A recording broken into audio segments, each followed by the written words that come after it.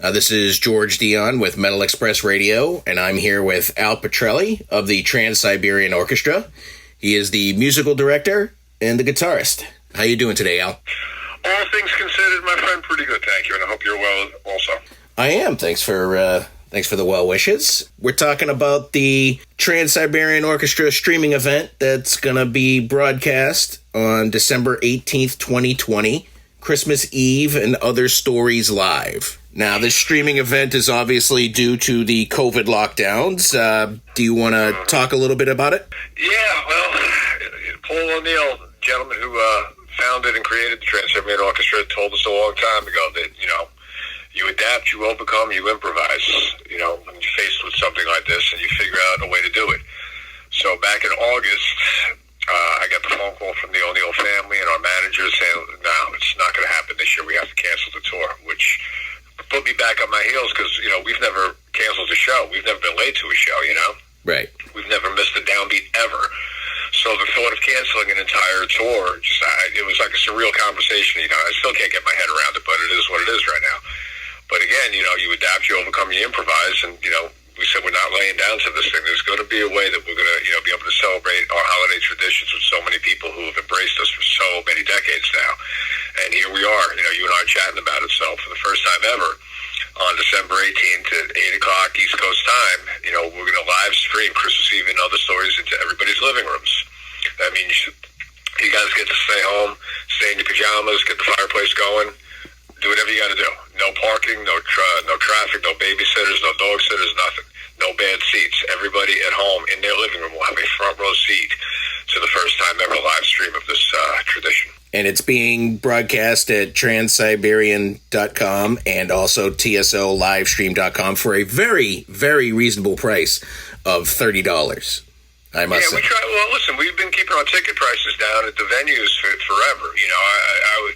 Paul O'Neill and everybody, we were always appalled that, it shouldn't be take your family out. Right. So for decades now, people who've been coming to see us year after year, I affectionately call them the repeat offenders. They know that, for $40, $50, $60, you're going to get a ticket to the show, and now just stay home. For $30, not only do you have it at 8 p.m. that Friday night, but you can watch it as many times as you care to over the 48-hour period. And if you're working late or your schedule doesn't permit it, you get to boss me around this year. You get to hit go on your remote whenever you want to start this thing. So, and again, for the first time ever, everybody on the planet has the ability to join together virtually. Join together for 90 minutes and let's shake this pandemic off of our shoulders and just get lost in this beautifully written story. Is the show going to be performed live or is just a stream live? No. We're playing. Well, the band is playing live. We're gonna rehearse, and that part of it's gonna be really familiar. That this I know how to do real good. So when the film producer said, "Hey, go," I'm going to look at the band and I'm going to, kind of just nod and say, okay, this is the most important show we've ever done for 100 reasons. But we're going to go top to bottom. No overdubs, no post-production, nothing. So it will be a live presentation in that regard. Are all the members going to be in attendance at the same location, or are you going to be doing sort of a virtual thing with that too? No. We're going to be in a soundstage down in Tennessee. Okay. Obviously under really strict health guidelines, and COVID officers will be present. We're all kind of self-quarantined right now before we make the migration down there to start rehearsals. We have to take weekly tests now, to make sure that we're healthy before we travel. And then once we get down there, we have to test, before we even get into the building. So we're doing our best to keep everybody safe, and keep everybody healthy. That's paramount. We don't want to do this and then all of a sudden come home, and spread the infection or this virus, to, my wife and my children or anybody's families, the fact that we even have to talk about this thing it's amazing. It's this has been, this is like when I was a kid, I'd watch, some Charlton Heston movie about, zombie apocalypse stuff, and it was always on TV. Well, now it's out there, Exactly. Are you guys going to be able to do things with this performance that you weren't able to do in the typical live setting? Yeah, there are. We've always pushed the envelope production-wise. From our first show ever in '99, we only had one 24-foot box truck and a pair of buses and a fog machine, So this thing has grown up and created effects, and companies have brought us things that normally shouldn't be done in venues. Well, the same thing is going to apply to this filming. There's going to be effects done there that have never been done before. And again, I think one of the most important effects is that you're going to have a front row seat to this. Everybody will have the same vantage point in your living room. You're going to be a foot and a half away from everybody in the band at all times. Exactly. And so, listen, if you look at the glass half full, this is going to be great. It's going to be different. Not right now. But it's going to be great. And I'm sure it's going to be great. I've seen you guys twice live. It's this phenomenal show. The music's powerful. The visuals are powerful. I can't wait to see how this is going to play out in my house. Yeah, me too. So, me too, brother. You're doing your first album, Christmas Eve and Other Stories Live, which is the basic elements of the story is strangers helping strangers and the kindness of others. Sort of a message that's getting lost today, right? Well, that and the other part of that story is about, missing somebody. So, the center of the story is a father whose teenage daughter has run away. They got in a fight over something, whatever. But, she's not home, and it's Christmas Eve, and he's praying to the heavens in a couple of songs for her safe return. And she's like cold, scared, tired, and lonely somewhere. She just wants to go home. She doesn't care what they fought about. She just wants to be back with her family, And what I realized over the years is that everybody in the audience relates to that story because everybody misses somebody, especially around the holidays. There's always an empty chair at the dining room table, whether, your grandparents, your parents, whomever have passed on, or, maybe just life kicked in and you lost touch with a bunch of people. Whatever it is, you always miss somebody. Now, how important and relevant is that this year where we miss everybody? You can't even get together with your family if it's not safe. My mom's approaching 80 years old. She's not going to be with her grandchildren this year. So I think the story is even more poignant, more important. And, we should celebrate the fact that we're not alone in this sentiment. Everybody in the entire planet is going through the same exact thing. Indeed. Indeed. Indeed. And at the end of the story, listen, the old Paul O'Neill story is very Frank Capra-esque. Always a happy ending. And at the end of this, this pandemic's going to be in our rearview mirror at some point. We'll look back over our shoulder and go, phew, good thing that's done. And let's carry on with whatever new normal life throws at us. Are you guys worried at all about the stream getting overloaded? I don't know anything about streaming, therefore I'm not going to worry about it. Let someone else worry about it. Listen, I got my hands full with my job right now. Listen, I always worry about it's always nice to say every show is sold out, and that's a great thing. But I also feel bad for people who couldn't get there. So I'm going to assume that whatever powers that do streaming stuff. They're going to have it together and ready to accommodate, hundreds of thousands of people who are going to join together with us. So, I don't know. If the UFC can get 5 million views, I'm sure we can get a couple. Yeah, absolutely.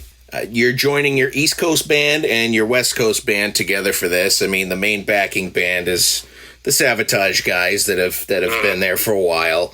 Russell Allen's on vocals, John Brink, Erica Jerry. It'd take me forever to name everybody that's involved. Yeah. And like you said, it's the band that toured for the first time in '99. We haven't played together literally in 20-something years now. We did one tour with one band in '99, and in 2000 it got cut into two touring bands because we just could not get from Seattle to Boston to San Antonio to Cleveland with one band. Wasn't going to happen. So for the four of us, myself, Johnny Lee Middleton, Chris Caffrey, and Jeff Plate, it is the first time we will be on stage together playing this piece of music in its entirety, and I'm so stoked to be doing that with these guys. Do you have members waiting in the wings just in case someone gets sick leading up to the show? Well, yeah, precautions are being taken. I mean, I'm going to hope that everybody gets healthy and safe and does the right thing in the meantime. But we gotta, we have to have, the next person, for some reason, if I stop at a gas station somewhere in Virginia on the way there and accidentally get this thing, well, I'm not going to walk into a building and get everybody else sick. I'm just going to put my tail between my legs, turn around and go home. And either Angus Clark or Joel Host or whomever is at the ready to kind of jump in and do this. This is it's a team effort, and we're there for each other because what's most important is the show goes on. Are you going to be doing a second act like you do live in the arenas, or it's just going to be the main story? It's going to be the main story. We're going to do maybe a couple extra songs. But I think that the 90 minutes is, the message is more important than anything right now. I think the story is going to take us all on a journey that's going to, at least we'll be able to smile and kind of, remain jubilant together, all the other stuff, listen, next year is another year. It's our 25th anniversary next year, so needless to say, that's going to be over the top as well. But, let's enjoy this tradition together this year. Any plans for going forward after the live stream? Next year's tour is being booked, we're moving forward on that, just like we were doing last year, I think that one of the plans is don't ever take tomorrow for granted anymore, Yeah, absolutely. There's a lot of lessons learned that can be learned from this thing, and, it'll change all of us, some for the better, some maybe not, but we're going to go through life a little bit differently from here on out, and I'm looking forward to seeing what that's going to be like, because everything in the past was just kind of eradicated and wiped out. Our way of thinking. It's funny. I was talking to somebody yesterday about this, and when I was a kid, I never understood my grandparents who lived through the Depression. Yeah, I didn't get it. I get it now. Yeah, I think we all do. You know what I mean? So as far as what we're going to do next year, we're planning on touring in 2021. We've been working on a record. Obviously you had to put the brakes on that last March. There's a new TSO record coming out called Romanoff. Mm-hmm. There's a lot to do, Right. But right now I'm getting very good at doing third grade math with my daughter downstairs. She's homeschooling. Yep. And my 4-year-old, I'm catching up on all Disney movies at all times. So, I'm going to enjoy it right now for now. And then you and I should probably have a conversation after the New Year's, and we'll figure out what we're both going to do. You got your hands full on your side as well, I'm sure. I do. And I can probably recite every Pixar movie back to you from memory. Exactly. Oh, my word. And you know what? I've learned to relax and enjoy it, because normally I'm running in 3 different directions at the same time and trying to multitask and all that. Now, I'm just going to enjoy today for what it is. Absolutely. Me too. That's all I got for you today, Al. I really appreciate you taking the time to speak with Metal Express. Oh, it's my pleasure, brother. Listen, stay safe. Love and respect to you and everybody over there. And take care of your family. And I'll see you, in person next year, I hope. Definitely. I look forward to the streaming show next month.